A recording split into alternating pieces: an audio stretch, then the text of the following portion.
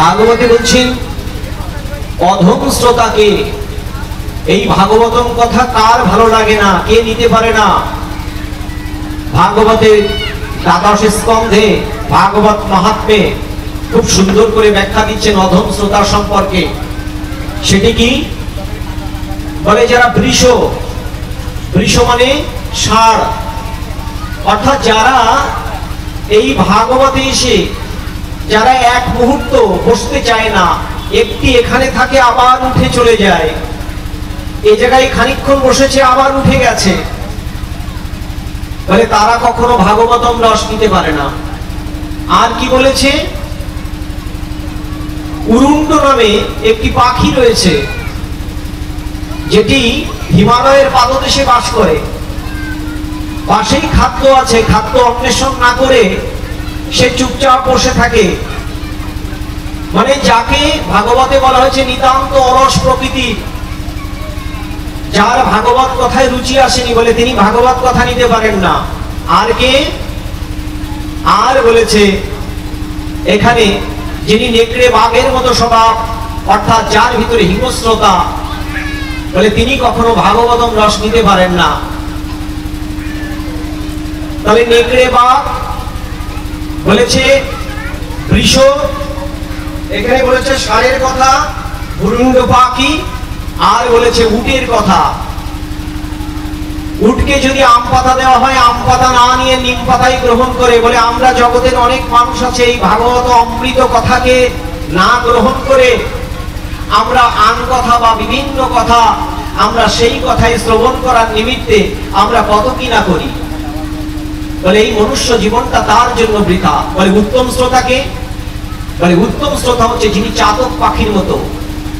চাতক পাখিয়াকে ডেকে বলছে কখন আকাশ থেকে বাড়িধারা পৃথিবীর থেকে বরিশন হবে, সে শুধুমাত্র ওই প্রকৃতির জলটাই গ্রহণ করবে, আর কিছুই নয়।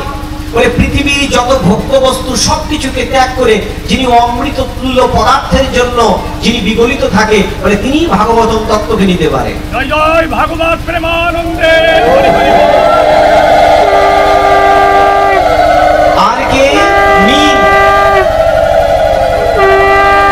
মিন বলতে বোঝানো হয়েছে মাছ। বলে যিনি এই মহাসমুদ্র ক্ষীর সমুদ্রে অনেক কিছুই আছে, তিনি কোনো কিছুকে গ্রহণ না করে তিনি মিনের মতো ওই অমৃত তুল্য বস্তুকে গ্রহণ করে, বলে তিনি নিতে পারে। আর ভাগবতকে নিতে পারে বলে মা সরস্বতীর একটি বাহন আছে যাকে বলা হয় রাজহংস। দুধ আর জলকে একসাথে মিশিয়ে দিলে সে জলটাকে গ্রহণ করে, সে দুগ্ধটাকেই গ্রহণ করে। পৃথিবীর জড় বস্তু কোনো কিছুকে গ্রহণ না করে সে অমৃত তুল্য পদার্থটাই ওখান থেকে গ্রহণ করে, বলে তিনি নিতে পারে। তাহলে ভাগবত বারবার বলছে উত্তম শ্রোতার লক্ষণ কি আর অধম শ্রোতার লক্ষণ কি। তাই আমরা চেষ্টা করব যখন ভাগবত আসলে আসবো, বলছে অমৃত তুল্য মধুরম মধুরম শ্রবণ মঙ্গলম, শ্রবণ করিলেই মঙ্গল হয়। যদি আমাদের যদি কোনো ব্যাধি থাকে, আমরা ত্রিতাপ দুঃখে প্রত্যেকটি মানুষ নিমজ্জিত। কি কি ব্যাধি? আধ্যাত্মিক ব্যাধি। অনেক মানুষের মনের মধ্যে অনেক রোগ, অনেক টাকা আছে, পয়সা আছে, গয়না আছে, বাড়ি আছে, স্বামী আছে, সন্তান আছে, কিন্তু মনোরোগ। মনোরোগে দেখেন অনেক মানুষ সুইসাইড করে, পৃথিবীতে বাঁচে না। বলে এই মনোরোগ থেকে মুক্তির একমাত্র উপায় হচ্ছে ভাগবত মহাপ্রসাদ। সে বুঝতে পারে। দাদা যে শ্লোকটা বলেছিলেন 4 নম্বর অধ্যায় শ্লোক নম্বর 34, তদ্বিদ্ধি প্রণিপাতেন পরিপ্রশ্নেন সেবয়া উপদেক্ষান্তি তে গণম জ্ঞানীন তত্ত্বদর্শিন। তুমি সেই তত্ত্বদ্রষ্টা জ্ঞানীর কাছে আত্মবিষয়ক প্রশ্ন করো। কি প্রশ্ন? কে আমি? কে আমি? 2 প্রশ্ন করো, এ পৃথিবীতে আমার আসার কারণ কি? 3 প্রশ্ন করো, এ পৃথিবীতে আমি আসলাম কিন্তু কে আমার আরাধ্য? তা তিনি আরাধ্য, তিনি থাকেন কোথায়? তার সাথে আমার নিত্য সম্বন্ধ কি? তাকে আমি দেখতে পাচ্ছি না কেন? মায়া কি? ভৌত দেহের আকার কি? ভৌত দেহের বিকার কি? বলে সেই তত্ত্বদ্রষ্টা গুরু তোমার জ্ঞানচক্ষু খুলে দেবে। আমরা গুরুর কাছে কখনো প্রশ্ন করি? তিনি হতে পারে আমার দীক্ষা গুরু, হতে পারে আমার শিক্ষা গুরু, হতে পারে ভাগবত আচার্য, বলে তার কাছে বারংবার এই প্রশ্ন করার কথা বলেছে। জ্ঞানচক্ষু খুলে দাও। একটু আগে কীর্তন করে গেছে, বলে ভাগবত শুনলে কি হয়?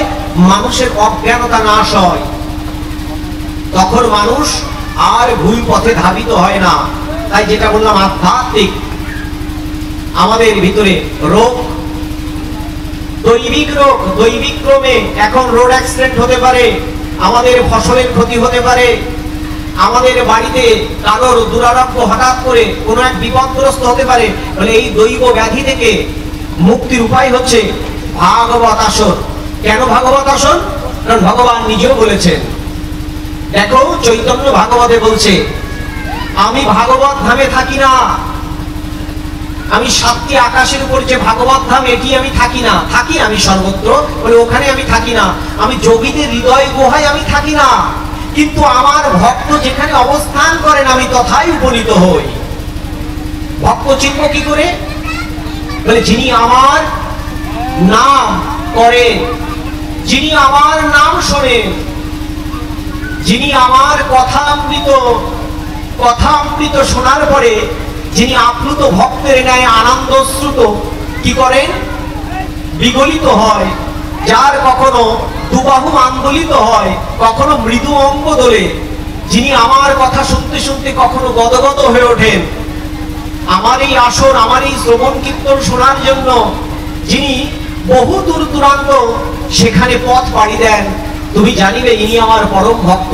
আর ভগবান বলছেন, যেখানে আমার ভক্ত থাকে আমি সেখানে থাকি, আর যেখানে আমি থাকি তুমি জানিবে সেটি তীর্থ, সেটি ভাগবত ধাম, সেটি বৃন্দাবন, সেখানে সকল দেবতার আশীর্বাদ নিহিত হয়, সেখানে আধ্যাত্মিক আদি ভৌতিক আদি দৈবিক ত্রিতাপ দুঃখ উপস্থিত হলেও আমার পাঠ মাত্র মুহূর্তেই তাহা নাশ হয়। তাহলে কি উচিত আমাদের? হরে কৃষ্ণ। পরীক্ষা করেন না? ভগবান তো এখানে পরীক্ষা করবেন। ভগবান ভক্তদের দেখবেন না তাদের ভিতরে ধৈর্য শক্তি আছে কিনা? ধৈর্য শক্তির ভগবান কিন্তু আমাদেরকে পরীক্ষা করছেন। এই জন্য ভক্তকে ভগবান নানা দিক থেকে পরীক্ষা করেন।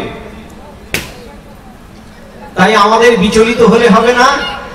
আমাদের এই যে কারেন্ট চলে যাচ্ছে আর কারেন্ট আসছে, দুইবার ভগবান আমাদেরকে পরীক্ষা করেছেন যে আমাদের কতটুকু কনসেন্ট্রেশন আছে, কতটুকু ভগবত প্রীতি আছে, কতটুকু ভগবত ভক্তি আমাদেরকে রয়েছে।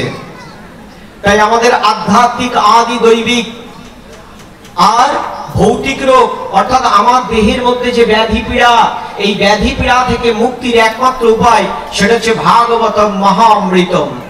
কারণ ভাগবতম কথামৃত যখন শ্রবণ করবেন তখন আপনি পারমার্থিক চেতনার স্তরে উন্নীত হবেন। কারণ আপনি এটুকু তখন বুঝতে পারবেন যে আপনি দেহ সর্বস্ব জীব নন, আপনি দেহের মধ্যে নিত্য বস্তু আপনি বাস করেন। এই দেহটা খল্পা মাত্র, এই দেহটা আর কিছু না, একটি খল্পা মাত্র। যখন এই ভাগবতের অমৃত সুধা জন্য রাজা জনক অষ্টবক্র মুনির পিতাকে উনি বন্দী করেছিলেন, তখন অষ্টবক্র মুনি বয়স মাত্র 12 বছর, 8টি অঙ্গই বাঁকা। তখন অষ্টবক্র মুনি চলে গেলেন পিতাকে উদ্ধারের জন্য। সকল রাজন্যবর্গ সকলে রয়েছে, জিজ্ঞেস করছেন আমার পিতাকে কেন বন্দী করেছেন? বলে তোমার পিতার কাছে ব্রহ্মতত্ত্ব একটি প্রশ্ন জিজ্ঞেস করেছিলাম, তোমার পিতা প্রশ্নের উত্তর দিতে পারেনি। আমি বলেছিলাম যে তোমার পিতাকে প্রশ্নের উত্তর দিয়ে যেতে হবে। তখন অষ্টবক্র মুনি বলেছিলেন আপনি আমার কাছে জিজ্ঞেস করুন। তখন অষ্টবক্র মুনির সকল অঙ্গ ছিল বাঁকা, তাকে দেখে সবাই হাসছে, রাজন্যবর্গ সহ। রাজা জনক হাসছে। তা রাজা জনককে তখন উপলক্ষ করিয়া অষ্টবক্র মুনি বলেছিলেন, হে রাজন, আপনি যে প্রজা শাসনের জন্য বসছেন, যাকে দেখে হাসছেন, আসলে এ তো আমি দেখছেন অস্থি, মাংস, মজ্জা, মেদ, চর্ম, এগুলো দেখে হাসছেন। আপনি তো স্বরূপত আমাকে দেখেননি। যদি আমাকে দেখতেন তাহলে আপনি হাসতেন না। তখন অষ্টবক্র মুনির এই কথা শুনে রাজা জনক প্রণিপাত করে বললেন, যে প্রশ্নের উত্তরের জন্য আমি এত বিগলিত ছিলাম, এত আকুলতা ছিল, এত ব্যাকুলতা ছিল, বলো তুমি কে? ওই অষ্টবক্র মুনি 12 বছরের শিশু রাজা জনককে দীক্ষা দিলেন। আর রাজা জনকের কাছ থেকে শিখেছিলেন কে জানেন? ভালো করে পড়ে দেখবেন, সুখদেব গোস্বামী। এই জন্য এই যে পরম্পরার জ্ঞান যদি না থাকে ভাগবত, তাহলে আমরা বুঝতে পারবো না যে ভাগবতটা কোত্থেকে আসলো। আমরা ভাগবতের ওই জায়গাটায় আসবো। একটু মনটাকে স্থির রাখবেন একটি জায়গায়, না হলে পদস্খলন হয়ে যাবে।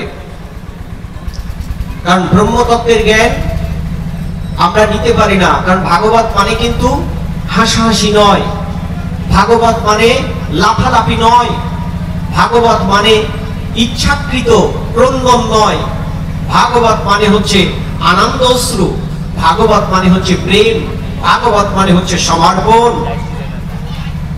ভাগবত ব্রহ্মের কাছে যাওয়ার জন্য, পারমার্থিক চিন্তায় উন্নীত করার জন্য ভাগবত আমাদেরকে সেই পথ দেখিয়ে দেয়। এখন এই ভাগবত কথা শুনলে আমরা কি লাভ পাবো? আমরা কি লাভ পাবো? আমরা তো সবাই চাই যে আমাদের কি লাভ হবে। ভাগবতের দ্বাদশ স্কন্ধে বলছে যে এই কলিযুগের যখন প্রাদুর্ভাব হবে, আজকে দাদাকে পড়াচ্ছিলাম, দাদা দ্বাদশ স্কন্ধটা পড়বেন, বলে এই কলিযুগে যখন প্রাদুর্ভাব হবে তখন পিতা পুত্রকে দেখবে না, পুত্র কন্যাকে দেখবে না। একদম ভাগবতে স্পষ্ট লিখছে, মানুষ হবে অত্যন্ত সততা, অত্যন্ত ক্রূর, অত্যন্ত অহংকারী, পশুর প্রতি কোনো দরদ থাকবে না, দয়া থাকবে না, জীবের প্রতি কোনো মায়া থাকবে না, ব্রহ্মতত্ত্বের কোনো জ্ঞান থাকবে না। এইবার বলছে ব্রাহ্মণরা তার কর্ম ছেড়ে দেবে, শূদ্ররা সে কি করবে? ওই ব্রহ্মণত্বের কর্ম গ্রহণ করবে। তখন দিকে দিকে কলির মহাপ্রলয় চলবে। বলে এ থেকে পরিত্রাণের একমাত্র উপায় কি? বলে এ থেকে পরিত্রাণের একমাত্র উপায় হচ্ছে ভাগবতম নাম সংকীর্তন। এটি ভাগবতের দ্বাদশ স্কন্ধে বলছে, এটি আমার কথা নয়। কারণ সত্য যুগে ধর্ম ছিল চতুষ্পদ, ত্রেতায় ধর্ম ছিল 3 পদ, তারপরে ধর্ম ছিল দ্বিপাদ, আর কলিতে ধর্ম আছে মাত্র 1 পদ সত্য। এই সত্য বস্তুটা যেদিন থাকবে না, অর্থাৎ এই পৃথিবীতে যখন একজন ব্যক্তিও আর সত্যবাদী থাকবে না, সেদিনই বুঝবেন এটি মহাপ্রলয় অবশ্যম্ভাবী। এখনো পর্যন্ত সত্য টিকে আছে, কলির এখন প্রারম্ভিক অর্থাৎ শুরুর দিকে চলছে। তাই আমাদের কি করা উচিত? যতটুকু সম্ভব আমাদের এই ভাগবত কথার মাধ্যমে আমাদের যদি কোনো কর্মের দোষ থাকে, বা পূর্ব জন্মে যদি কোনো আমাদের দোষ থাকে, বা চলার পথে যদি কোনো ভুল ত্রুটি থাকে, আমরা যেন সেখান থেকে উত্তরণ হতে পারি, সেখান থেকে যেন ভগবান আমাদেরকে কৃপা করেন।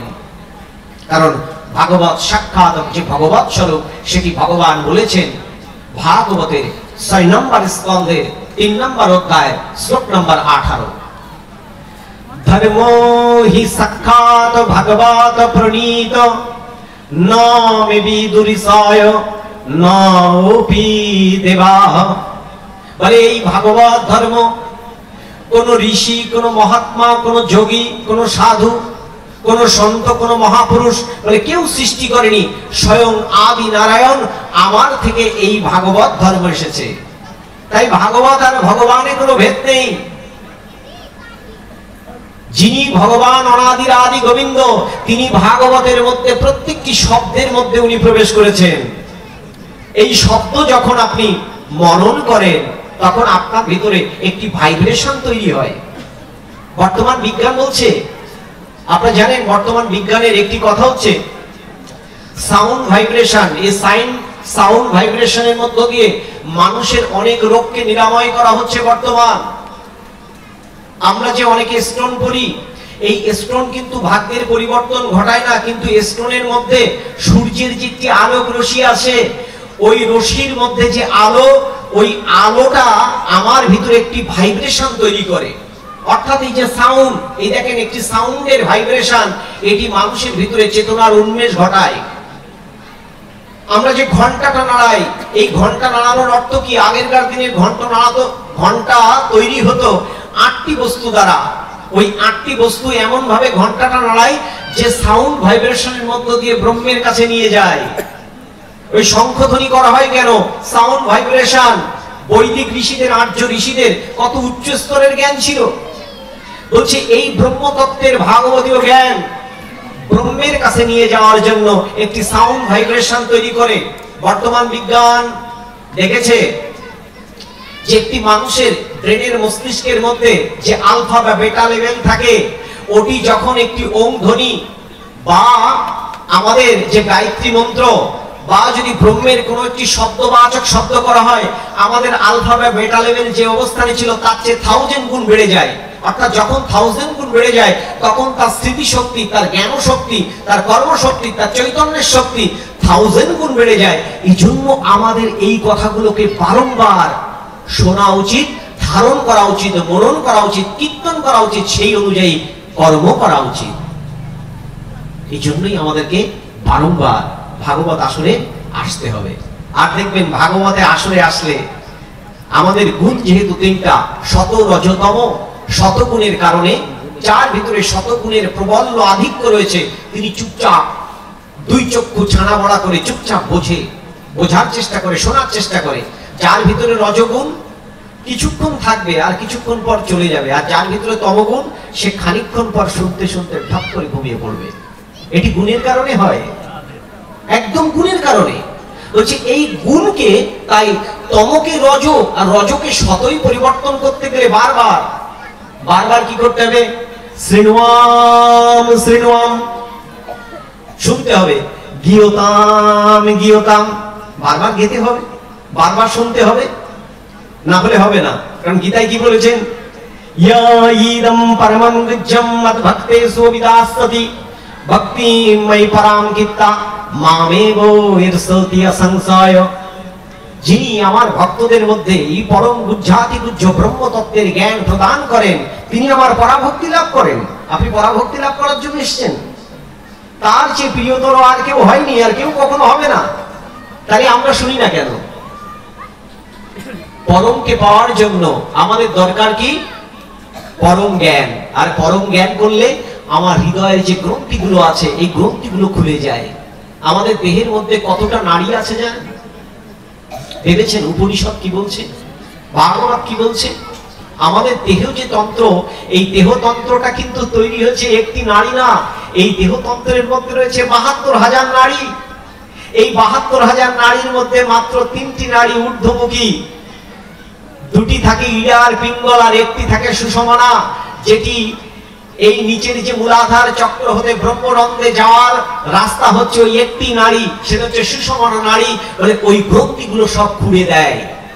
তা যদি আপনি শ্রবণ না করেন, কীর্তন না করেন, জপযজ্ঞ না করেন, নাম সংকীর্তন না করেন, ভগবানকে পূজা অর্চনা না করেন, সেবা না করেন, তাহলে ওই গ্রন্থিগুলো আপনার খুলবে কি করে? তা তাকে খোলার জন্য আপনার কি করতে হবে? আসতে হবে। তাই বলছে সাধু সঙ্গ সর্বশাস্ত্রে কয়, লবে মাত্র সাধু সঙ্গ সর্বসিদ্ধি হয়। এখানে সব সাধুরা বসে আছেন। সাধু মানে শুদ্ধ জ্ঞান, যার ভিতরে শুদ্ধ ভাব, যার ভিতরে তীব্র বৈরাগ্য, যার ভিতরে আছে ভগবত প্রেম, তাকে সাধু বলে জানতে হবে। আমি মনে করি এখানে এসেছেন আপনারা, আপনাদের ভিতরে যদি কোনো কালী ময়লা থাকে, সেই কালী ময়লাকে দূরীভূত করার জন্য এই ভাগবত কথামৃতে প্রবেশ করেছেন, যাতে ভগবান আপনাদের কৃপা করেন। কারণ আমরা যদি কিছু কর্ম না করি, তাহলে ভগবান তো আমাদের কৃপা করবেন না। কৃপা মানে করে পাওয়া, কিছু করতে হবে। আর সেই কাজ করার জন্য আমরা এখানে এসেছি অনেক দূর দূরান্ত থেকে, অনেক বাড়ির অনেক কর্ম থেকে, কর্মকে ফেলে রেখে আমরা এখানে এসেছি একসাথে মিলন মেলায়, যাতে আমরা ভগবান আমাদের কৃপা করেন। তাই আমি আপনাদেরকে চরণ কমল ধরে বলবো, যারা অনেকে সামনের দিকে ঘুমাচ্ছেন বা একটু চিন্তি ভাব আসছে, একটু সকলকে একটু জাগ্রত করে দেন, একটু জাগ্রত করে দেন, নাড়া দেন, আর একটু উলুধ্বনি জয়ধ্বনি দেন। নিতাই গৌর প্রেমানন্দে হরি হরি বল।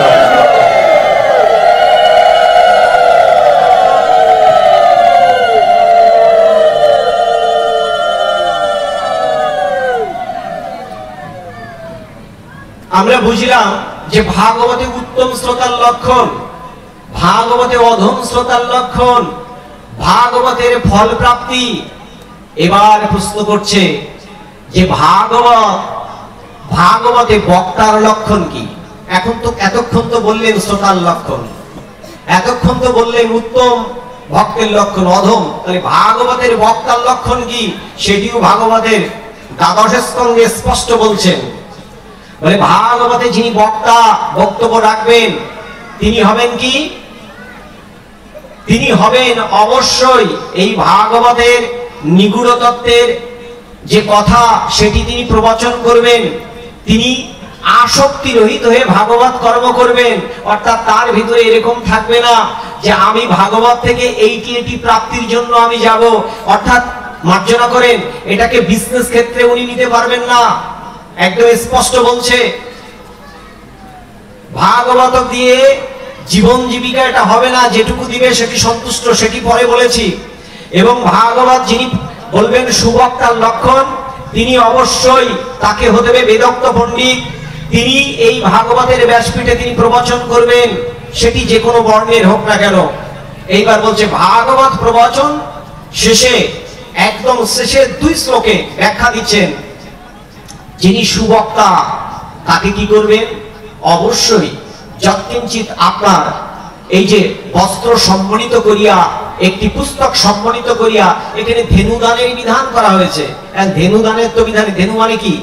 গাভী, গাভী তো দেওয়া যায় না। তাই বলছে যৎকিঞ্চিত আপনার সামর্থ্যে যতটুকু কুলায় আপনি ততটুকু দেন। আর গীতা মাহাত্ম্যে বলেছে ৬৬তম শ্লোকে পটবস্ত্র সহ ধেনুপুচ্ছ সংযুক্ত করিয়া তাকে দান, কারণ দানম একম মুক্তি, দানেই মুক্তি দানেই গতি। তাহলে এখানে কিন্তু সবকিছু ভাগবতে স্পষ্ট ভাবে বলে দিচ্ছে যে আমাদের কি করা উচিত আর কি করা উচিত নয়। তারপরেও আমরা অনেকে আছি একান দিয়ে ঢোকাবো আর একান দিয়ে বের করে দিব। এখানে অনেক মানুষ আছেন, আমি বলতে পারি যে মোটে না হলেও 200 থেকে 300 আসরে গিয়েছেন। এই 200 থেকে 300 আসরে গিয়ে প্রত্যেকটি আসর থেকে যদি 2টি করে লেসন বা 1টি করে লেসন যদি আমি আমার জীবনে কাজে লাগাতাম বা আপনি আপনার জীবনে কাজে লাগাতেন, তাহলে আজকে আমি হতাম মহাযোগী, শান্ত মহাপুরুষ, উচ্চ স্তরের কোনো মহাত্মা। তাহলে আমরা শুধু কি শুধু শুনে যাই, কিন্তু আমি আমার জীবনে কোনো কাজে লাগাই না। এই জন্য আমাদের উচিত কি? আস্তে আস্তে কাজে লাগাতে হবে। আমি আমার জীবনে কতটুকু আধ্যাত্মিক পরিবর্তন হয়েছে জানা আমি চেষ্টা করছি, কারণ মহাপ্রভুর কথা হচ্ছে নিজে আচরি ধর্ম অপরে শিখায়। আমি যখন আপনাদের এখানে প্রথম যখন ভাগবত প্রবচন করতে এসেছি 6-7 বছর আগে, তখন আমি কি করতাম? সার্ভিস করতাম। আমার কাছে মনে হয়েছে আসক্তি ত্যাগের জন্য আগে প্রথম দেখি সার্ভিসটাকে বিসর্জন দেওয়া যায় কিনা। আমি প্রথম 2-3 বছর খুব চেষ্টা করেছি, পারিনি। 22 সালে রিজাইন দিলাম। এরপর সকল জায়গায় সঙ্গ করতাম, খাওয়া দাওয়া করতাম, চেষ্টা করলাম যে না আহার শুদ্ধি করা যায় কিনা। 3.5 বছরের আগের কথা বলছি, 3.5 বছর 4 বছর আগে আহার ছেড়েছি। তারপরে চিন্তা করলাম, প্রথম যেদিন আহার ছাড়ি, এই আহার ছাড়ার পর আমি ধাম করে পড়ে গেলাম বিছনায়। এ তো মাথা ঘোরায়, বাড়ির লোক বললে কি ব্যাপার, এ তো তোমার জন্য খুব সমস্যা। আস্তে আস্তে আস্তে আস্তে এখন আসক্তি আর কাজ করে না।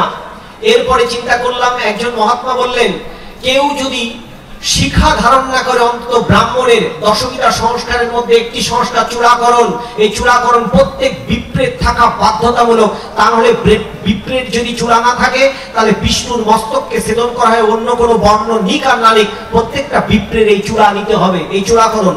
তখন আমি সিদ্ধান্ত নিলাম, না মাথায় তো চূড়া রাখতে হবে, সংস্কার কিন্তু নিজের ভিতরে আস্তে আস্তে নিতে হবে, সম্পূর্ণ হয়তো হবে না। এই জন্য আমাদেরকে চেষ্টা করতে হবে প্রত্যেকটি মানুষের আস্তে আস্তে চেতনার উচ্চ স্তরে যেতে হবে। এরপরে চিন্তা করলাম আশ্রয় করতে হবে, সঙ্গ করতে হবে, বহু মহাত্মাদের কাছে যেতে হবে। গীতাটাকে শেষ করেছি, ভাগবতের প্রথম থেকে শেষ পর্যন্ত একবার বাংলা হলেও রিডিং পড়ে শেষ করতে হবে। ভগবানের কৃপায় চেষ্টা করেছি অন্তত চোখ বুলিয়ে একবার দেখার। তা আপনি নিজেকে যদি সংশোধন না করতে পারেন, তাহলে কিন্তু কোনো লাভ হবে না। মহাপ্রভুর সেই বাণী কিন্তু মিথ্যা হয়ে যাবে, যাওয়া আসাটাই সার হয়ে যাবে। তাই ভাগবতের এই যে অমূল্য গ্রন্থের অমূল্য কথন, এই অমূল্য কথনকে যিনি প্রথম বলেছিলেন তিনি কে? তিনি হচ্ছেন আদি নারায়ণ। এই আদি নারায়ণ প্রথম ব্রহ্মতত্ত্বের জ্ঞান দিয়েছিলেন কাকে? ব্রহ্মাকে দিয়েছিলেন। কটি শ্লোক বলেছিলেন? চতুর্শ্লোকী, 4টি শ্লোক, আর কিন্তু না। ব্রহ্মাজি এই জ্ঞান দিয়েছিলেন দেবর্ষি নারদকে। দেবর্ষি নারদ সেই জ্ঞান দিয়েছিলেন ভগবান বেদব্যাসকে। ভগবান বেদব্যাস সেই জ্ঞান দিয়েছিলেন সুখদেব গোস্বামীকে। সুখদেব গোস্বামী প্রভুপাদ সেই জ্ঞান প্রদান করলেন মৃত্যু পথযাত্রী রাজা পরীক্ষিতকে। পরীক্ষিতের মাধ্যমেও আমরা কিন্তু জানতে পারিনি। আমরা পরবর্তীতে ভাগবত জেনেছি একজন ঋষির কাছ থেকে। তিনি পুনরায় ব্যক্ত করেছিলেন, তিনি হচ্ছে ঋষি উগ্রশ্রবা, যিনি বট বৃক্ষের নিচে ভাগবত কথা যখন হচ্ছিল তখন উনি ওখান থেকে শুনেছিলেন। সেটি সুখদেব গোস্বামী এখানে বসেই দেখেছিলেন। কি করে ভাগবত সমৃদ্ধ হলো এটা তো আগে আমরা জানি। ভাগবত যখন সুখদেব গোস্বামী যখন প্রবচন করছেন আর সামনে যখন বসে আছেন পরীক্ষিত মহারাজ, এই পরীক্ষিত মহারাজ উনি প্রথমে ত্যাগ করেছিলেন পুত্র জন্মঞ্জয়ের কাছে। উনি রাজত্ব অর্পণ করলেন। উনি ওনার সকল বস্ত্র অলংকার মুকুট সব ত্যাগ করে একটি গৈরিক বস্ত্র পরিধান করে কুশাসন নিয়ে গঙ্গা তীরে বসলেন। গুরুকে পদধৌত করলেন, গুরু বরণ করলেন, ফুলের মাল্য প্রদান করলেন। তখন বললেন এইবার ভাগবত কথা শোনার মতো মানসিকতা হে রাজন আপনি হয়েছেন। অর্ধমুদিত অবস্থায় উনি বললেন, উনি বলতেই থাকলেন। কেউ 1 প্রহর শুনেছিল, কেউ 2 প্রহর, কেউ 3 প্রহর, কেউ 2 দিন, কেউ 3 দিন, 7 দিন কেউ শুনেনি। 7 দিন শুনেছিলেন শুধু পরীক্ষিত মহারাজ, আর শুনেছিলেন ঋষি উগ্রশ্রবা, যাকে মতান্তরে বলা হয় সুত গোস্বামী, আর কেউ শোনেননি। হঠাৎ করে যখন দ্বাদশ স্কন্ধে উনি বলছেন ওনার কণ্ঠে স্তব্ধ হয়ে গেছে, আর বলতে পারছেন না। তখন পরীক্ষিত মহারাজ করজোরে বলেছিলেন ব্রহ্ম চান না আমি পৃথিবীতে থাকি, কারণ ব্রহ্ম সাপ মিথ্যা হয়ে যাবে। সাথে সাথেই পরীক্ষিত মহারাজ তখন তক্ষক নাগকে আবাহন করলেন। ফুলের কড়ির মধ্য থেকে বিশাল সর্প হয়ে যখন দংশন করলেন, একটি দিব্য অলৌকিক ঘটনা ঘটল। ব্রহ্মনন্দ ভেদ করে তখন শ্রাদ্ধাদি অনুষ্ঠান সহ গীতা পারায়ণ বলেন কোন অনুষ্ঠান হয়নি, কিন্তু তিনি দিব্যধাম দেখে জ্যোতির্ময় স্বরূপ ঊর্ধ্ব দিকে যাত্রা করছে। তখন ঋষি মহাত্মাগণ ছুটে বললেন এই অভূতপূর্ব ঘটনা এর কি করে ঘটলো হে সুখদেব গোস্বামী আপনি বলুন। তখন বললেন এটা আমার কৃপা না, কারণ যাহা ভাগবত তাহাই স্বয়ং ঈশ্বর। যেহেতু তিনি এই ভাগবতম কথাকে দেহে ধারণ করেছিলেন তাই সমগ্র শরীরটা ঈশ্বরময় হয়ে গেছে। কারণ শাস্ত্রেও বলেছেন জম জম বাপি শরণে ভাবম ত্যজ্যমন্তে কলেবরম তম তম এবেতি কন্ত সদা তদ ভাবম ভাবিত। অন্তিমকালে যিনি যেমন ভাবে ভাবিত হবে পরবর্তী শরীরটা তেমন ভাবে প্রাপ্ত হবে। তবে অন্তিম কাল পর্যন্ত উনি হরির চিন্তা করতে করতেই ওনার দেহান্তর প্রাপ্তি হয়েছে। আর যেহেতু উনি ভাগবতের 18,000 শ্লোকই উনি শ্রবণ করেছেন তাই ওনার শরীরটা সব হরিময় হয়ে গেছে। তাই হরি ওনাকে নিয়ে গেছে দিব্য রথে করে।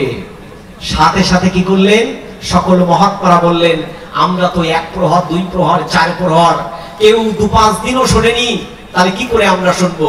বলে যদি উগ্রশ্রবা ঋষি কৃপা করেন তাহলেই হয়তো শুনতে পাবেন, কারণ আমি দূর থেকে বুঝেছিলাম তিনিই শুধু শুনেছেন।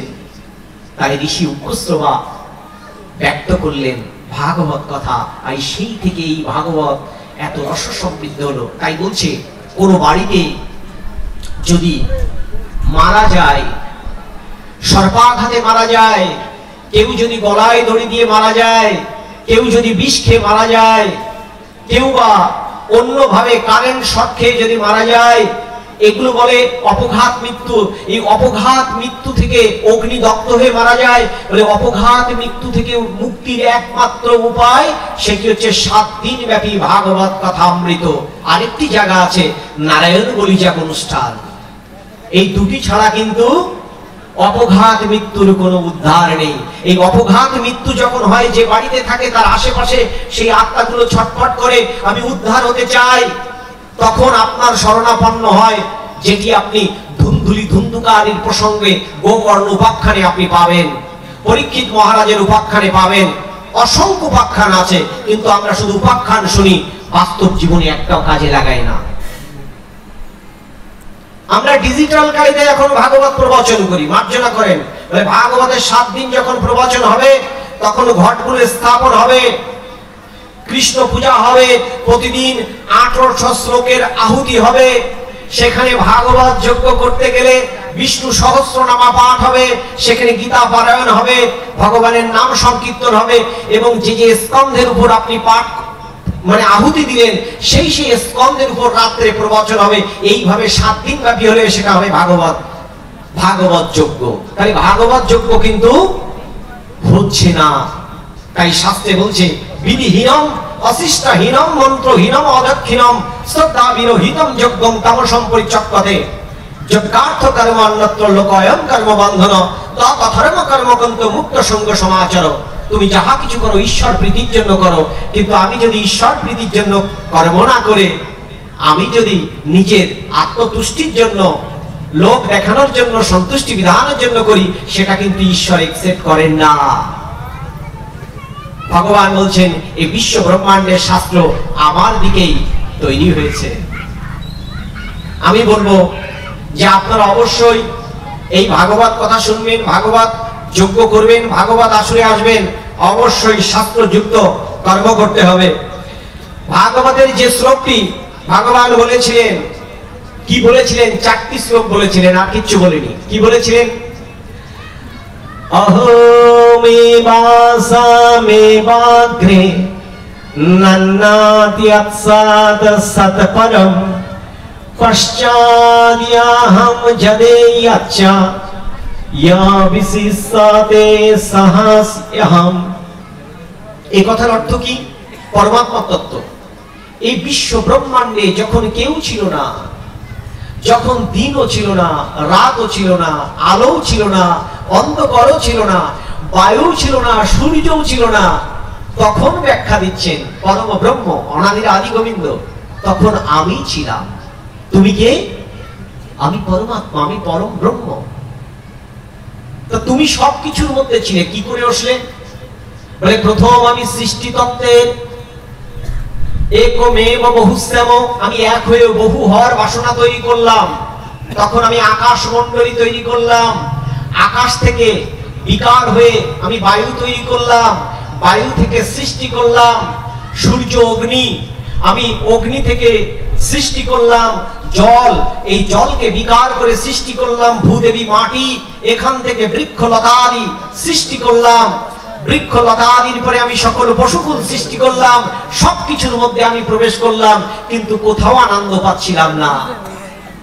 সর্বশেষ আমি মনের মধ্য দিয়ে আমি সৃষ্টি করলাম মানুষকে। মানুষই আমাকে চিনতে পেরেছিল তুমি কে। তাই মানুষ যেতে পারে স্বর্গে, মানুষ যেতে পারে মোক্ষে, মানুষ যেতে পারে, মানুষ নরাকার দেহ পেতে পারে, আবার মানুষ অধঃপতিত হতে পারে। বলে দেবতারাও যে দেহ পায় ওটাও ক্ষণিকের জন্য, ওটাও তাদের পুণ্য ক্ষয় হয়ে গেলে আবার তাদের কোনো একটি যোনিতে পতিত হতে হবে। তাই এই মনুষ্য জীবন হচ্ছে অত্যন্ত দুর্লভ জীবন। বলে হে মনুষ্যগণ, যে দুর্লভ জীবন তুমি পেয়েছো, এই যে সুন্দর দেহ পেয়েছো সাধন ভজনের জন্য, এবার যদি তুমি সাধন ভজনে ব্রতী না হও তাহলে কিন্তু তোমার জীবন শেষ। তাই পরমাত্মার সেই জ্ঞানকে নেওয়ার জন্য এই দেহখণ্ডটাই ভগবান আমাদেরকে দিয়েছেন। দ্বিতীয় শ্লোকে কি বলছেন? হৃদেত্থং ইয়াত প্রীতিয়াতে ন প্রীতিয়াতে চ আত্মানি তদ্বিদ্ধি আত্মানময়ং যথা ভাসো যথা তামহ। ভগবান বললেন তুমি সবকিছুর মধ্যে প্রবেশ করলে, আমার মধ্যেও প্রবেশ করেছো, সকল সৃষ্টির মধ্যেও প্রবেশ করেছো, কিন্তু তোমাকে আমরা দেখতে পাই না কেন? বলছে মায়ার কারণে। বলে মায়াটা কি? বলে মায়াটা হচ্ছে অজ্ঞানতা। বলে যাহা তুমি দেখছো সর্বাংশে সবকিছু ঠিক নয়। যেমন আকাশে তুমি দেখছো চন্দ্রকে, আবার ওই চন্দ্রের প্রতিবিম্ব রূপ তুমি পতিত হচ্ছে জলের মধ্যে। বলে একটি আকাশে রয়েছে সত্য, আর যেটি জলের উপর প্রতিবিম্ব রূপে দেখছো বলে ওটি মিথ্যা। আবার অসংখ্য নক্ষত্রের মধ্যে আমরা দেখতে পাই না রাহুকে, বলে ওটি নেই তুমি মনে করছো, কিন্তু ওটি আছে, ওটি সত্য। বলে এটি মায়ার কারণে তুমি বুঝতে পারছো না। যেমন তুমি মনে করছো ভৌত দেহটা তুমি, কিন্তু প্রকৃতপক্ষে ভৌত দেহটা তুমি নও, এটি প্রকৃতির শরীর, ওটি হচ্ছে অজ্ঞানতা। কিন্তু ভৌত দেহের মধ্যে তুমি পরমানন্দে এই দেহের মধ্যে বাস করো, অবিনাশী আত্মা দেহি, বলে ওটি পরম সত্য, বলে ওটিকে জানতে হবে। আমরা কিন্তু ওটিকে জানতে পারি না, অজ্ঞানতার কারণে, মায়ার কারণে, মোহতার কারণে আমরা পরম তত্ত্ব থেকে বিচ্ছুরিত। তাই বলছে তৃতীয় শ্লোকে ভগবান কি বললেন, যথা মহান্তি ভূতানি ভূতেষু চা বচোষিনু প্রবিষ্টান্ন প্রবিষ্টান্নি তথা তেষু ন তেষু অহম। বলে প্রত্যেকটি ভূতের মধ্যে যেমন বাতাস প্রবেশ করেছে, আকাশ তত্ত্ব প্রবেশ করেছে, মাটি প্রবেশ করেছে, জল প্রবেশ করেছে, অগ্নি প্রবেশ করেছে, বলে এমন কিছুকে যেমন বুঝতে পারো না। যেমন আমার দেহের মধ্যে বাতাস আছে, আমরা বুঝতে পারছি না, কিন্তু বাতাস আছে বলেই বেঁচে আছি। বলে অগ্নি আছে বলেই তোমার খাদ্য হজম হচ্ছে, এটিকে আমরা বুঝতে পারছি না।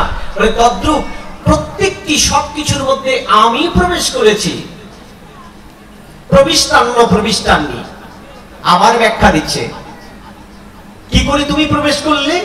বলে একটা স্বর্ণকার যেমন একটা কানের দুল যখন তৈরি করে তখন মনে করে ওটা কানের দুল, আবার গলার গয়না যখন তৈরি করে বলে গলার গয়না, হাতের বালা। বলছে প্রত্যেকটাকে তুমি যদি অগ্নিতে দগ্ধ করো, সবকিছু পুড়ে একাকার হয়ে যায়, একটি মেটাল তৈরি হবে, বলে সেটি হচ্ছে সোনা। বলে কেউ বলে না এটি সোনার কানের, কেউ বলে না, মানে প্রত্যেকটি উপাদানের মধ্যে শুধু একটি জিনিসই আছে, সোনা, আর কিছু নেই।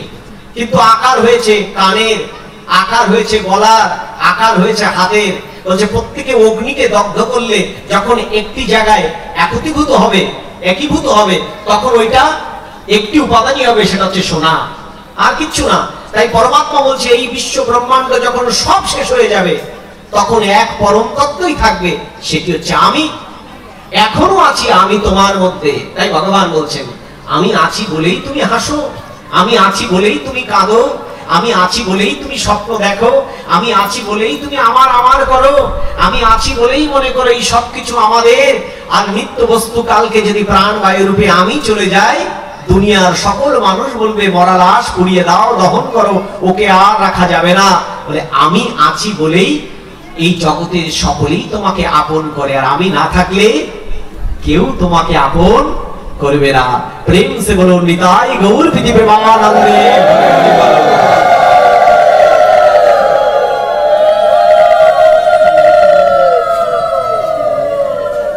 জয় রাধে, হরে কৃষ্ণ।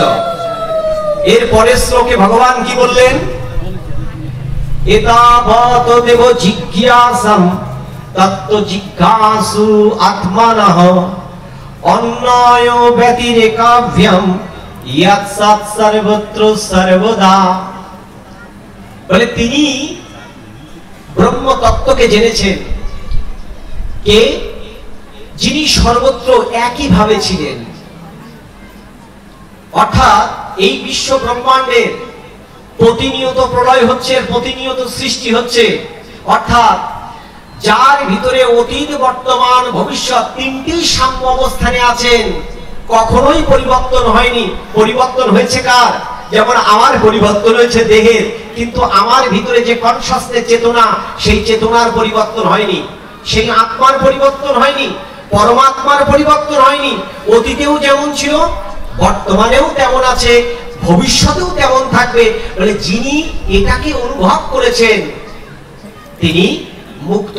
অর্থাৎ আমাদের এই ব্রহ্মতত্ত্বের পরম তত্ত্বের জ্ঞানকে অনুভব করার জন্য আমাদের ভাগবত কথা ভগবান বেদব্যাস এই চতুর্শ্লোকি থেকে মানুষ যাতে বুঝতে পারে, এই চতুর্শ্লোকিতে উনি ভাঙলেন 18,000 শ্লোকে। প্রথম তত্ত্বটা কিন্তু পরমাত্মার তত্ত্ব, দ্বিতীয় তত্ত্বটা হচ্ছে মায়া তত্ত্ব, তৃতীয় তত্ত্বটা হচ্ছে প্রকৃতির সাথে জীবের সম্বন্ধ, আর চতুর্থ হচ্ছে আমাদের উদ্ধারের উপায়। এই চারটি তত্ত্বকে উনি বিস্তারিত ভাবে ব্যক্ত করলেন। বেদব্যাস তো আর কেউ না, স্বয়ং বিষ্ণু রূপ তিনি এসেছেন। জগতের আত্মকল্যাণের জন্য, লোককল্যাণের জন্য।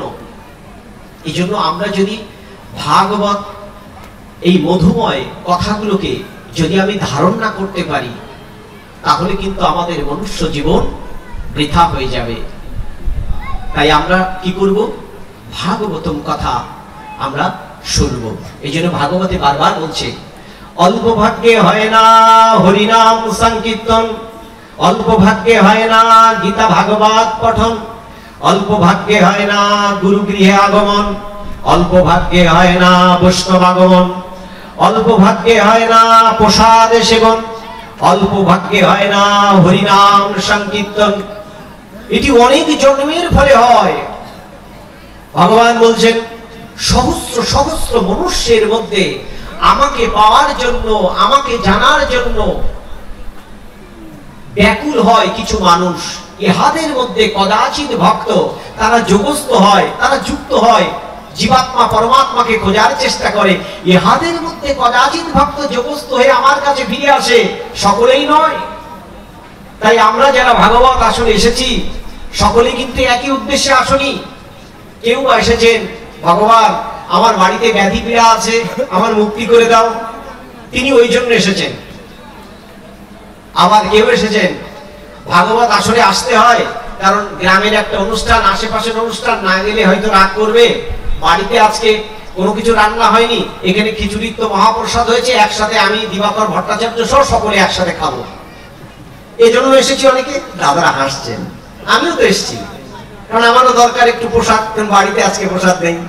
গিন্নি বলেছে না আজকে তোমার প্রসাদ হবে না, ভক্তের বাড়িতে ওই খাবে, কোথায়? বিপ্লবের বাড়িতে। আর দাদা যা দেবে তাই খাবে, প্রবিদ্যা, হরে কৃষ্ণ। আবার অনেকে মনে করেছেন, না ভগবান তুমি তো বলেছো, তুমি যদি সামান্য কোনো অনুষ্ঠান করো, আচরণ করো, ক্রিয়া করো, এটি কল্প কল্পান্তর পর্যন্ত আমার কাছে রক্ষিত থাকে। কোথায় লিখেছেন? শ্রীমদ্ ভগবত গীতার 9 নম্বর অধ্যায় শ্লোক নম্বর 22, অরণ্য চিন্তায়ান মাম ये जन पर्युपासते ते समनित्य विजुक्तानां जगत्सेवं वहाम्यहम्। অনন্য ভক্তি সহকারে যিনি আমার কথা শ্রবণ করেন, কীর্তন করেন, মনন করেন, পূর্ব জন্মের কারণে যে যোগ নষ্ট হয়ে গিয়েছিল, আমি বাসুদেব কৃষ্ণ যুক্ত করে দিই, যে যোগের ফলে তিনি আমার কাছে ফিরে আসতে পারেন। আর বহমিয়হম, এই জন্মে যাহা তারা পায়নি, আমি প্রাপ্ত বস্তু বহন করি আর অপ্রাপ্ত বস্তু সংরক্ষণ করি। তুমি দুনিয়াবাসীকে জানিয়ে দাও, নমে প্রণশ্যতি, আমার ভক্ত কখনো ছিন্ন মেঘের মতো হারিয়ে যায় না। তাই অনেক ভক্ত এসেছেন, ভগবান তুমি তো বলেছো সামান্য একটা অনুষ্ঠান করলেও এটি কল্প কল্পান্তর পর্যন্ত ভগবান রক্ষা করেন, সেটার জন্য অনেক মহাত্মা এখানে এসেছেন। এটি ব্রজধাম হয়ে গেছে কেন জানেন? এর কারণ হচ্ছে এখানে অনেক ভক্ত আছে।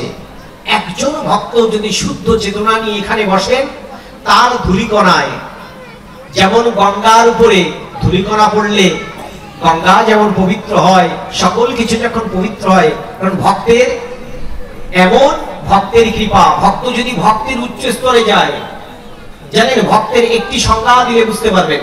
হরে কৃষ্ণ।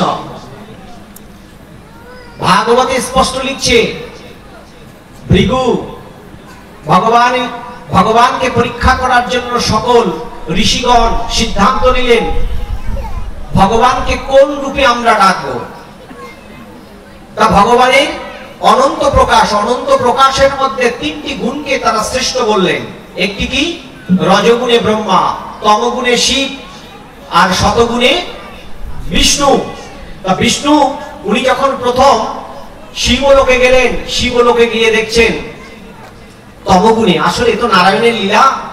তা তখন কি করছেন? তমগুণে ভগবান শিব তখন নৃত্য করছেন, আর মা পার্বতী রয়েছেন, কিন্তু ভৃগুকে দেখছেন না। তখন ভৃগু খুব ক্রোধান্বিত হয়ে গেলেন, ভৃগু চলে গেলেন। এরপরে চলে গেলেন ব্রহ্মলোকে। মা সরস্বতী ওখানে কি করছেন? বাজাচ্ছেন, যেটি হচ্ছে বীণা বাজায়। এবং ব্রহ্মা কোন তার দিকে কোনো ভ্রুক্ষেপ নেই, খুব ক্রোধান্বিত হলেন। ক্রোধান্বিত অবস্থায় এবার চলে গেলেন উনি যোগ বলে বিষ্ণু লোকে। এটি ভগবানের লীলা। ভগবান বেদব্যাস লিখেছেন কেন? উনি রাগে ক্রোধান্বিত হয়ে বিষ্ণু বক্ষে পদাঘাত করলেন। বিষ্ণু তখন যোগনিদ্রা থেকে ভঙ্গ হয়ে বললেন, প্রভু আপনার চরণে ব্যথা লাগেনি তো? আমার তো বক্ষ পাথর সমান, এই পাথরের মতো বক্ষ, আপনার চরণ কমল তো অত্যন্ত নরম, এই নরম কমলে ব্যথা লাগেনি তো? ব্রাহ্মণকে রেসপেক্ট করছেন। তখন চরণ কমলের নিচে যে ক্রোধের চিহ্ন, যে অশ্রু মানে চক্ষু হয়েছিল, সাথে সাথে চক্ষুটা ভিতরে দিলেন, সাথে সাথে ভৃগুর চোখ দিয়ে বালিধারা বিগলিত হলো। বললেন, হরি তুমি শ্রেষ্ঠ, তোমারই গুণই শ্রেষ্ঠ। এই জন্য দেখবেন যাহা কিছু করছেন হরি করছেন।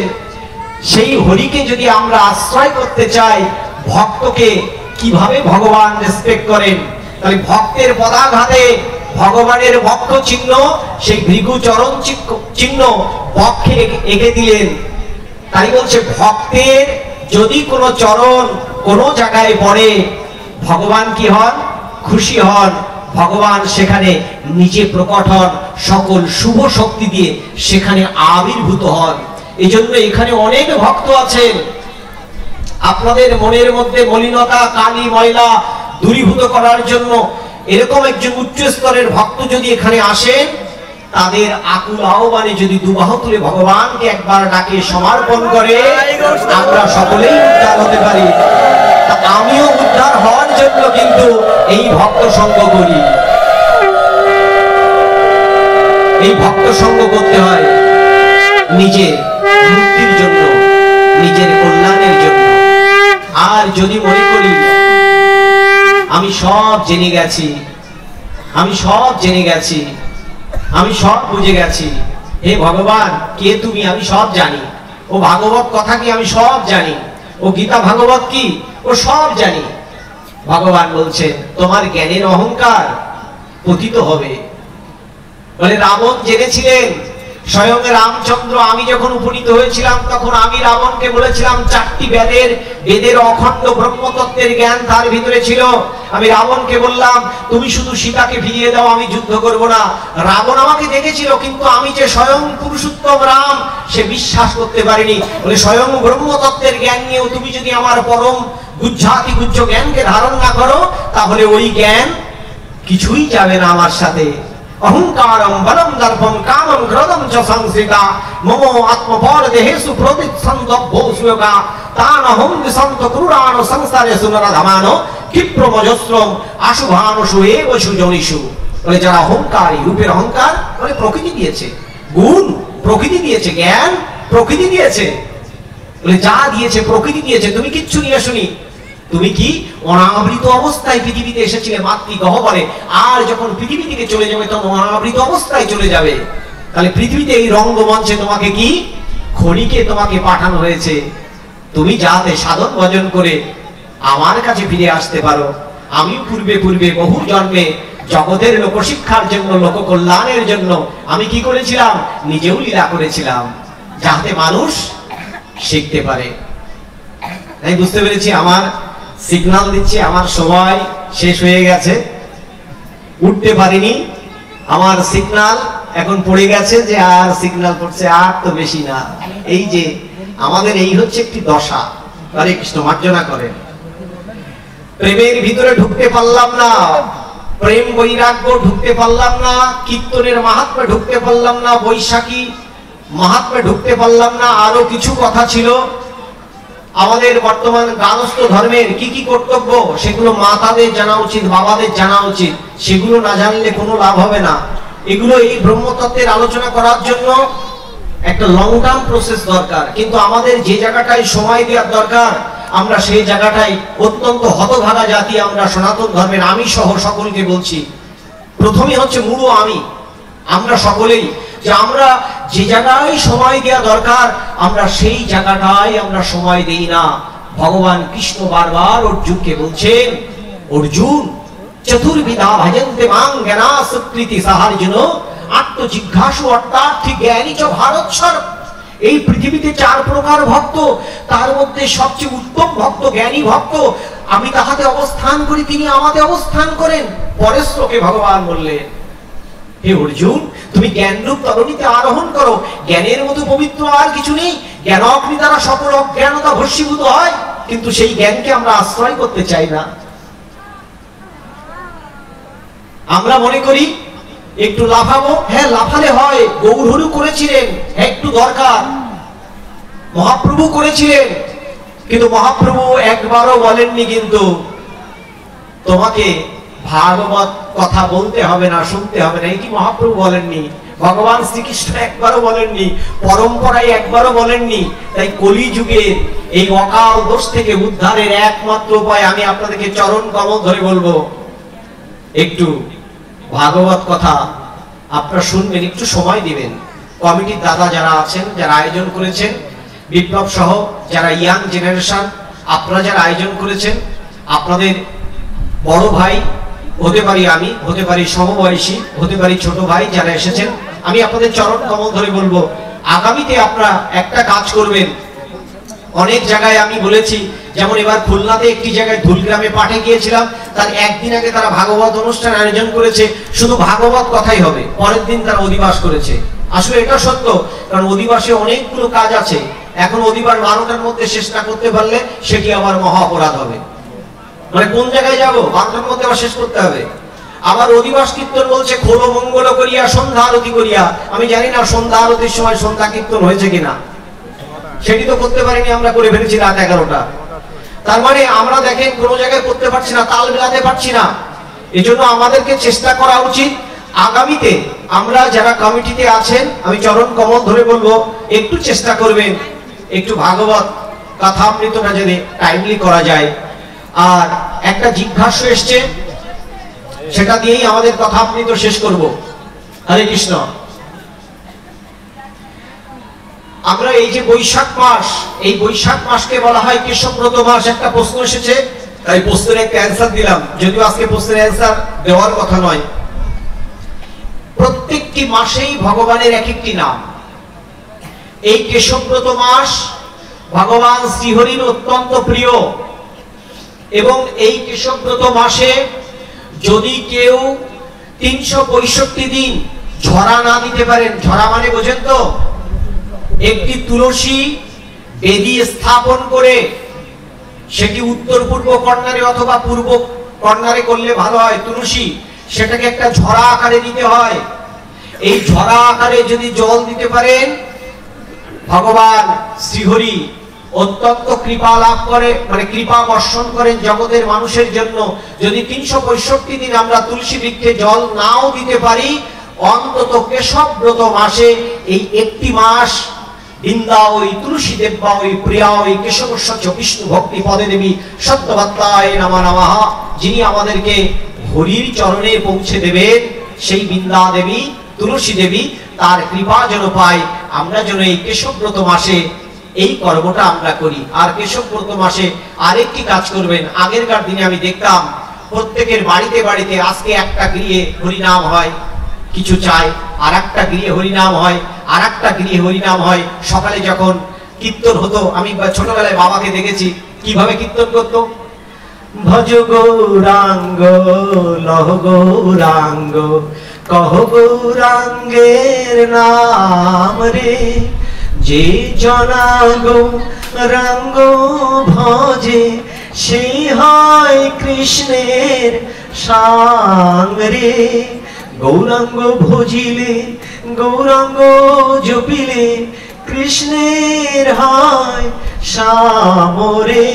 এই যে বলি অনেক সুন্দর কীর্তন সকালবেলা হতো, প্রত্যেকের বাড়িতে যেত। ছোটবেলায় আমি যখন ছোট্ট ছিলাম তখন দেখতাম, এবং প্রত্যেকের বাড়িতে আজকে এক বাড়ি, কালকে এক বাড়ি, এইভাবে কিন্তু হরিনাম হতো।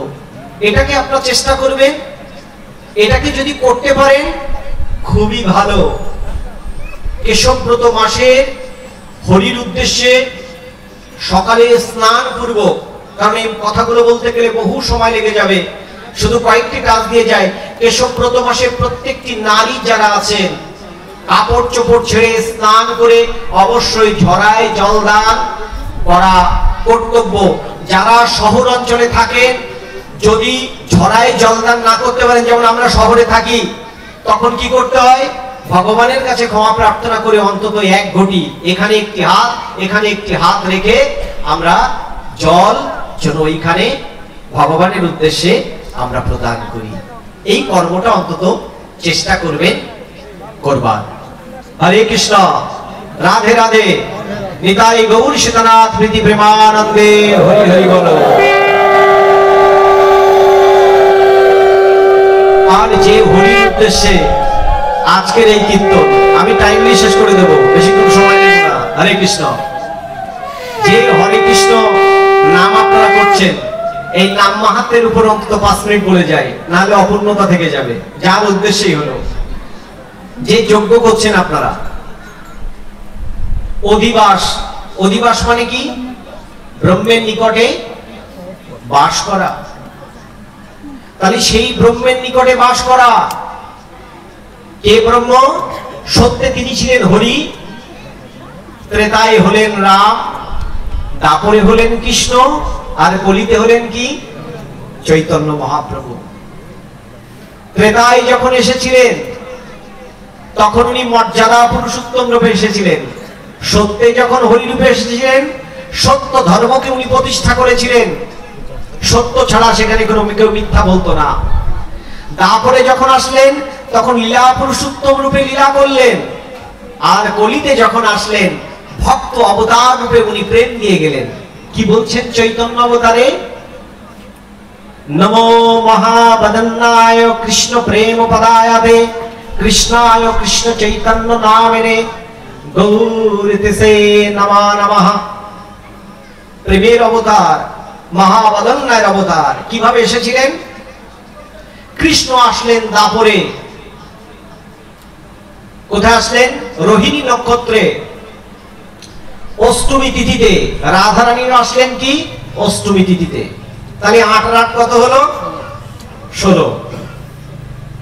চৈতন্য মহাপ্রভু চলে গেল কিছুদিন আগে গৌর পূর্ণিমা। তাহলে পূর্ণিমাটা হয় কয় দিনে? 15 দিনে। তাহলে 15 দিনে কয় কলা? 15 কলা। আর 1 কলা গেল কই? শিবের অর্ধচন্দ্র রূপে যেটি আছে ওটি 1 কলা। এই 15 কলা আর ওই চন্দ্র, ওইটি পূর্ণ কলা। পূর্ণ চন্দ্রের সাথে এই কলা হলো 16 কলা। তাই কান্তি দেহটা হলো রাধা, আর ভিতর তত্ত্বটা হলো কৃষ্ণ। এই পূর্ণ রাধা কৃষ্ণ নিয়ে আসলেন শ্রীমন চৈতন্য মহাপ্রভু। সেই তারই লীলা কীর্তন যদি বলতে চাই, তাহলে চৈতন্য ভাগবতে প্রবেশ করতে হবে। অনেক সময় লেগে যাবে। শুধু একটা কথা বলবো, যেই নাম সেই কৃষ্ণ ভজনিষ্ঠা করি, নামের সহিত আছে আপনি শ্রীহরি। নাম ভজ নাম করো, নাম হলো সার, নাম ছাড়া জীবের গতি নাই আর। একবার হরির নামে যত পাপ হরে, পাপীর কি সাধ্য আছে তত পাপ করে। তাহলে হরে নামে কি? হরে, হরি হইতে হরে, হরেতে রাধে। কবার হলো? 8 বার। তাহলে রাধাকে, রাধা হচ্ছে হ্লাদিনী শক্তি, আনন্দ শক্তি, মাতৃ স্বরূপিণী। রাধা হচ্ছে বৈষ্ণবী শক্তি, মানে শাক্ত। তার মানে শক্তিকে আশ্রয় করলেন কয়বার? 8 বার। কৃষ্ণ নাম হলো কয়বার? 4 বার। রাম নাম হলো কয়বার? 4 বার। রাম শব্দের অর্থ রমতি, রাম যিনি রমণ করেন। কার ভিতরে? যোগী হৃদয় ঘরে, ভক্তের হৃদয়ে যিনি রমণ করেন, সেটি হচ্ছে রাম। কৃষ্ণ আকর্ষণের বিকর্ষণ, বিকর্ষণের আকর্ষণ, এটি হচ্ছে কৃষ্ণ তত্ত্ব। হরেতে আনন্দ তত্ত্ব, অর্থাৎ এটি বৈষ্ণবদের মধ্যে এবং শক্তির মধ্যে মহামিলন হলো মহাপ্রভু শ্রীমান চৈতন্য মহাপ্রভু। এই মিলনটা আমাদেরকে দিয়ে গেলেন। এই জন্য বলছেন, যদি অনেক কিছু নাও করতে পারেন, এটি বলতে গেলে বহু জায়গায় ব্যাখ্যা আছে।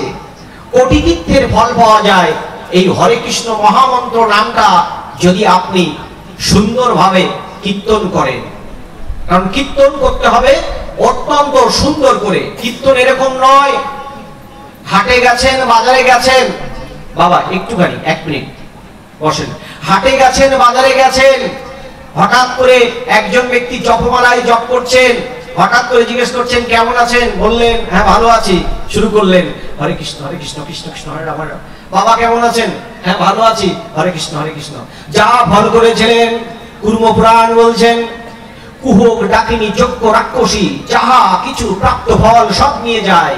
কুর্ম পুরাণ উপরিভাগ, কাশীখণ্ড মধ্যভাগ আর কোথায় লেখা আছে হরিভক্ত বিলাস, পৃষ্ঠা নাম্বার 952 থেকে 963, কখনোই করা যাবে না। তাহলে আমি কিভাবে করব? এখন কোনো মা রজস্বলা হয়েছে, কোন বাড়িতে মৃত্যু হয়েছে, বলে তখন জপমালায় জপ না করে কোথায় করতে হবে? করে কিভাবে জপ করবেন? দুটি আঙুলের মাঝখানে 1 2 3 4 5 6 7 8 9 10 এই দুটোকে ডিঙানো যাবে না, কুমেরু সুমেরু এই 10 হলো, এইভাবে সার্কেল ঘুরবে। আর যখন জপমালায় জপবেন তখন জপমালায় ওটি হাই ভোল্টেজ, ওটি গুরু প্রদত্ত আপনাকে ব্রহ্মতত্ত্ব দিয়েছিলেন, ওগুলো নিষ্ঠার সাথে একটি জায়গায় বসে স্পাইনাল কর্ড গ্রীভা সোজা রেখে, চোখ অর্ধমুখিত অবস্থায় রেখে, ভ্রু যুগলের মধ্যে তৃতীয় নয়নকে স্থাপন করে, হৃদপদ্মে কৃষ্ণকে স্থাপন করে, ভিতরে এখানে যোগী অবস্থায় জপ করলে সেটি ইষ্ট ফল পাওয়া যায়।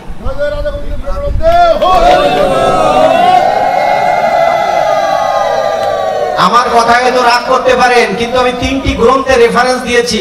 1 স্কন্দ পুরাণ কাশীখণ্ড, 2 কুর্ম পুরাণ উপরিভাগ, 3 গৌড়ীয় বৈষ্ণব ধর্মের অত্যন্ত প্রবক্তা গোপাল ভট্ট গোস্বামী হরিভক্ত বিলাস, হরিভক্তি বিলাস, এই 3টি গ্রন্থের রেফারেন্স দিয়েছি। এটি ভালো করে পড়ে নেবেন। আর একসাথে জপমালা নেই, এখন কিছু নেই, কি করব? হরে কৃষ্ণ কৃষ্ণ কৃষ্ণ হরে হরে, হরে রাম রাম রাম হরে হরে, হরে কৃষ্ণ কৃষ্ণ কৃষ্ণ হরে হরে, হরে রাম রাম রাম হরে হরে, হরে কৃষ্ণ কৃষ্ণ কৃষ্ণ হরে হরে, হরে রাম রাম রাম হরে হরে।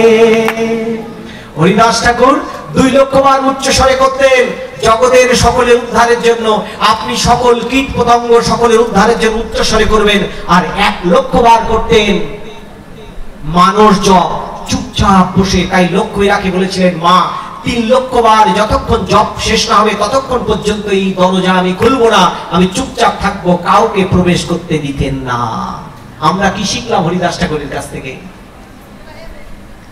গৌড়ীয় দর্শনটাকে নিতে হবে, বড় বড় প্রভাবকাদের জীবন নিতে হবে। হ্যাঁ, থলেটা আপনার ভিতরে থাকবে, কিন্তু যখন আপনি একমালা করবেন, শেষ করে আবার চলা শুরু করেন, সমস্যা নেই। আপনি হাঁটছেন, চলতে শুরু করেন, আপনি করে করতে পারেন। ভগবান তো বলছেন হরিস্মরণ করতে হবে। আপনি রাস্তায় যাচ্ছেন মোটরসাইকেলে, এখন করও নেই, জপমালা নেই, কি করবেন? হরিস্মরণ, রাম রাম রাম রাম, হরে কৃষ্ণ হরে কৃষ্ণ, নারায়ণ নারায়ণ নারায়ণ। আমি বিভিন্ন অনন্ত নাম করতে পারি, অনন্ত তার রূপ, অনন্ত তার নাম বহুভাবে আমি করতে পারি। যে নামটা আমার হৃদয়কে কি করে? বিগলিত করে, আমি সেই নাম করব। নাম আর নামিতে কোনো ভেদ নেই, যেই কৃষ্ণ সেই নামের মধ্যে প্রবেশ করেছেন। সকলের চরণ কমলে সহস্র কোটি প্রণতি জানাই।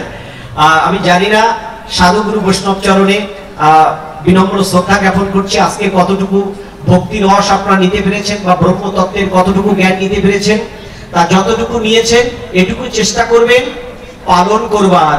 আর যদি এগুলো শুধু 1 কান দিয়ে ঢুকে আর 1 কান দিয়ে বের করে দেন, তাহলে কিন্তু যাওয়া আসাটাই সার হয়ে যাবে, কিচ্ছু হবে না। আর যখন আসবেন কয়েকটি কাজ করবেন। প্রথমে এসে বিনম্র চিত্তে একটি প্রণাম করবেন। প্রণাম করার আগে অন্তত 2-5 মিনিট ভগবানের বিগ্রহের দিকে একটু তাকাবেন, তাকিয়ে হৃদপদ্মে ভগবানকে স্থাপন করে তারপর প্রণাম করবেন। আর কি করবেন? যদি কোনো সত্য মহাপুরুষ সাধু থাকে, কোনো পুণ্য আত্মা থাকে, বৈষ্ণব থাকে, ব্রাহ্মণ থাকে, অবশ্যই ধূলিকণা একটু মস্তকে লাগাবেন বা গায়ে লাগাবেন। এগুলো কৃপা নিতে হয়, না হলে হয় না। আর চেষ্টা করবেন প্রসাদটা অমৃত তুল্য মনে করে, একটি দানাও যদি হয় ওই অমৃত তুল্য প্রসাদকে কি করবেন? গ্রহণ করবেন। তাহলে ভগবত কৃপা আমরা লাভ করব। তাই আপনাদের সকলের চরণ কমলে সহস্র কোটি প্রণতি জানিয়ে আমার ভাগবত কথা এখানে বিশ্রাম রাখছি। নিতাই গৌর সীতানাথ প্রীতি প্রেমানন্দে হরি হরি বলো। আগত ভক্তবৃন্দের কল্যাণ কামনায় হরি হরি বলো। আয়োজক কমিটির কল্যাণ